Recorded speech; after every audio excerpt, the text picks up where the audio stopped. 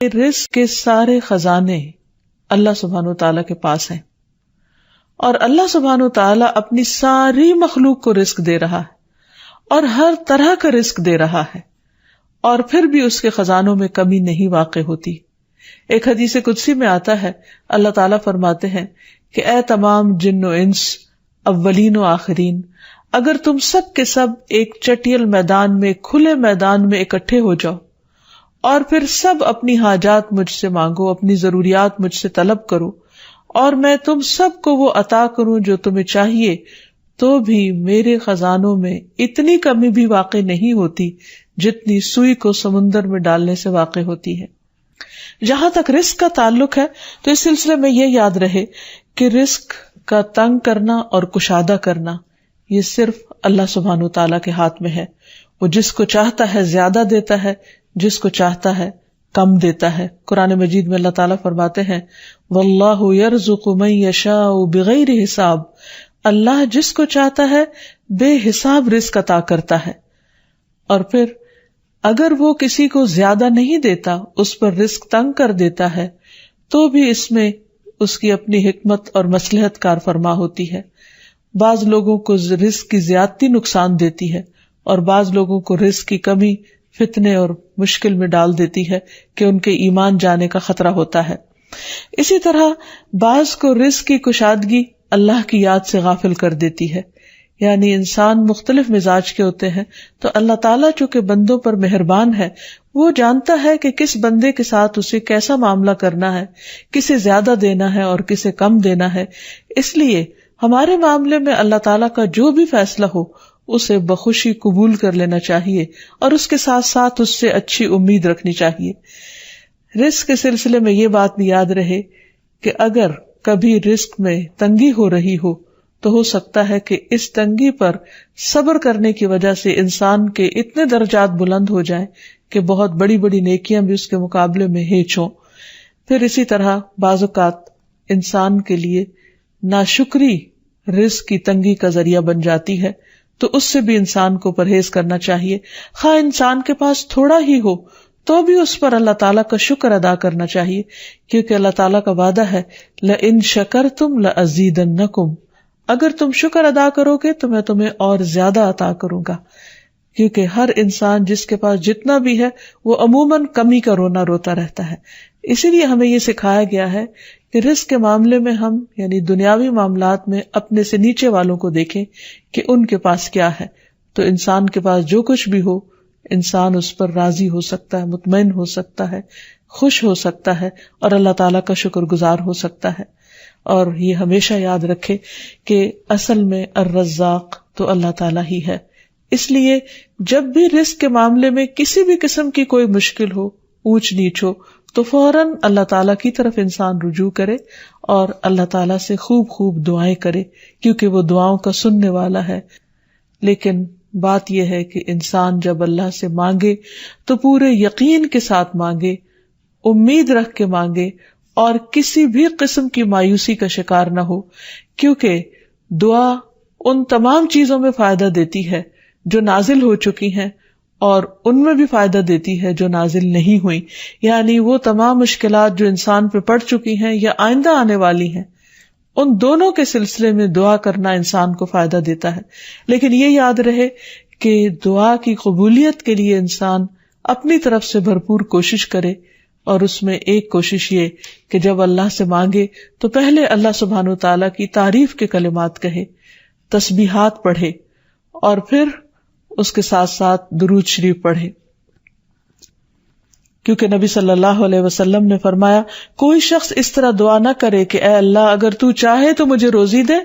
بلکہ پختگی کے ساتھ سوال کرے، پورے عزم کے ساتھ سوال کرے، کیونکہ اللہ جو چاہتا ہے کرتا ہے اور اس پر کوئی جبر کرنے والا نہیں ہے۔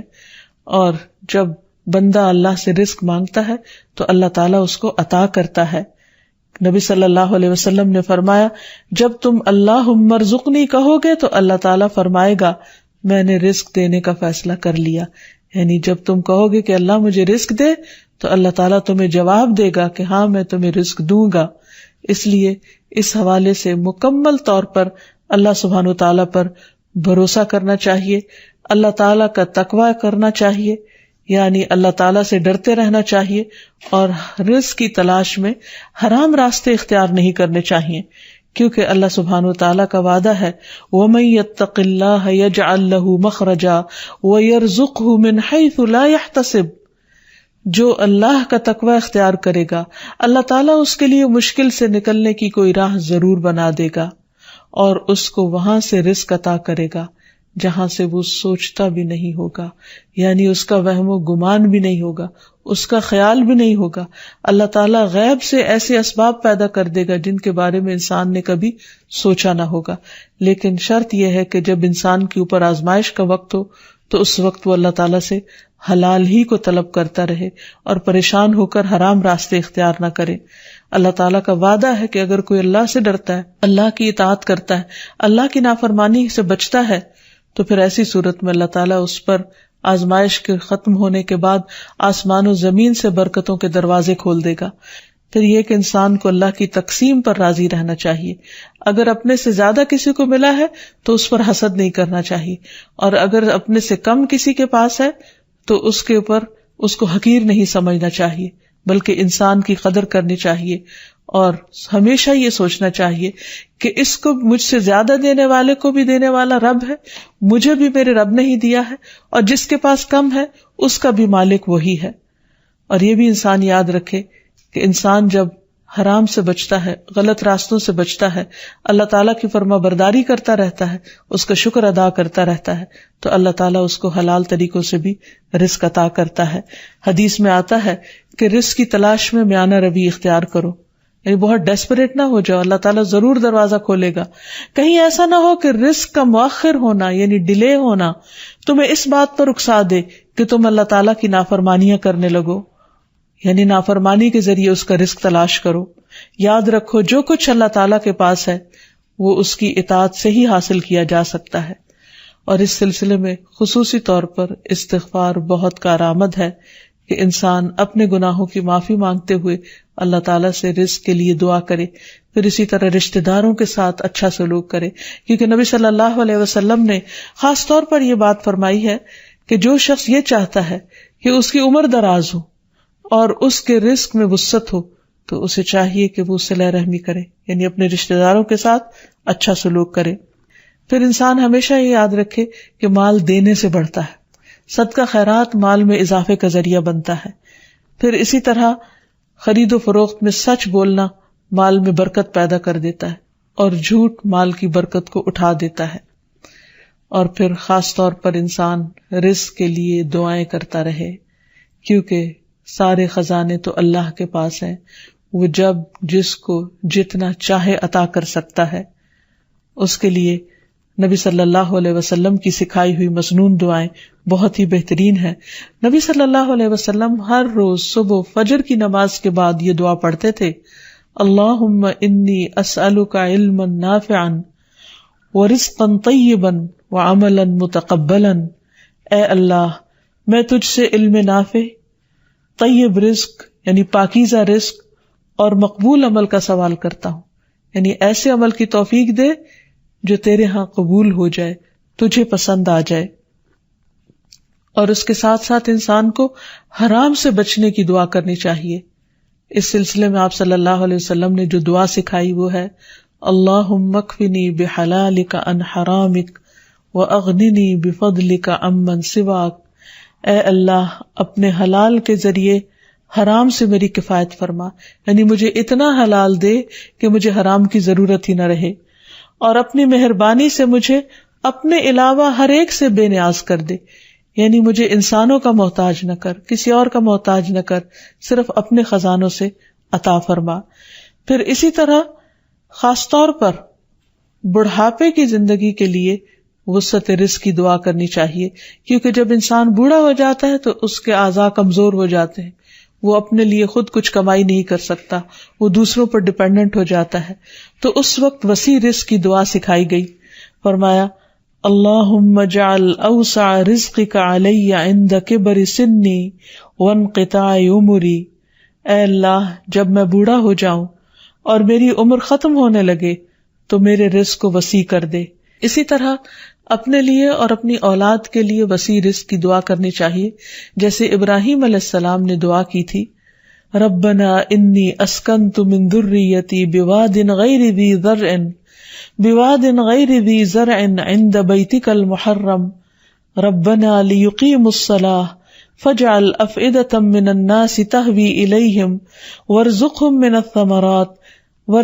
من الثمرات لعلهم یشکرون۔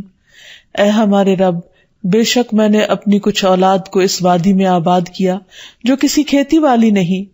تیری حرمت والے گھر کے پاس، اے ہمارے رب، تاکہ وہ نماز قائم کریں۔ سو کچھ لوگوں کے دل ایسے کر دے کہ ان کی طرف مائل رہیں، اور انہیں پھلوں سے رزق عطا کر تاکہ وہ شکر ادا کریں۔ اور آخر میں یہ بات یاد رہے کہ انسان کے رزق میں اکثر اس کے اپنے گناہ رکاوٹ بن جاتے ہیں، اس لیے جب انسان ان گناہوں سے توبہ کرتا ہے، استغفار کرتا ہے، تو اللہ تعالیٰ رزق کے دروازے کھول دیتے ہیں، جیسے اللہ تعالیٰ کا وعدہ ہے۔ قرآن مجید میں آتا ہے، نوح علیہ السلام نے اپنی قوم سے کہا کہ اپنے رب سے معافی مانگ لو، بلا شبہ وہ بڑا معاف کرنے والا ہے، وہ تم پر آسمان سے خوب بارشیں برسائے گا اور تمہاری مال اور اولاد سے مدد کرے گا، تمہارے لیے باغ پیدا کرے گا اور نہریں جاری کرے گا۔ تو اس سے یہ پتہ چلتا ہے کہ دنیا میں جتنی بھی راحتیں اور رزق کی قسمیں ہیں، ان سب کی کنجی استغفار ہے۔ تو اس لیے انسان کثرت سے اپنے گناہوں پر توبہ کرتا رہے۔ حقیقت یہ کہ اللہ کا کلام سچا ہے، اور ہمیں اس پر ایمان لا کر پورے یقین کے ساتھ، وثوق کے ساتھ دعا مانگنی چاہیے کہ ہم انشاءاللہ استغفار کریں گے تو آسمان سے اور زمین سے رزق اگلنے لگے گا، ابلنے لگے گا۔ اللہ تعالیٰ ہمیں اپنی رحمتوں سے نوازے، اور استغفار کے لیے سمپل، اے اللہ مجھے بخش دے، اے اللہ مجھے معاف کر دے، اے اللہ میرے اگلے پچھلے سارے گناہوں کو معاف کر دے، اللہم اغفر لی، استغفر اللہ ربی من کل ذنب واتوب الیہ، اور سچے دل سے انسان توبہ کرتا رہے تو اللہ تعالیٰ کو مہربان پائے گا۔ وآخر دعوانا ان الحمد للہ رب العالمین۔ السلام علیکم ورحمۃ اللہ وبرکاتہ۔